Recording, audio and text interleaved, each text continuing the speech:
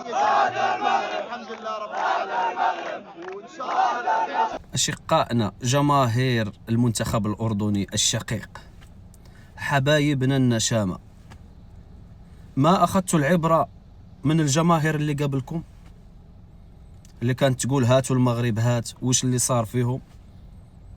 بقول لكم حاجة، البطولة هذه بطولتنا، بطولة المغرب. وحلق شنبي وحلق لحيتي إذا المنتخب الأردني فاز على المنتخب المغربي، إذا فزتوا بالكأس.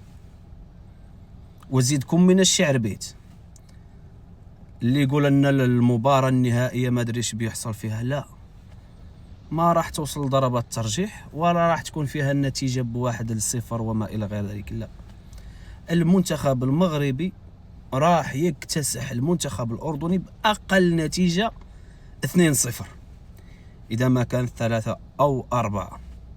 وتذكروا كلامي، فلا تتوعدوا المغرب. وأخيرا، لا تحملوا المسؤولية للسلامي ولا تجونا في الأخير تقولوا المدرب جمال السلامي باع المباراة، لا، ولا تجيو تقولوا لنا عملوا سحر، لا، راح يكتسح المنتخب المغربي المنتخب الأردني في أرض الميدان، والأيام بيننا.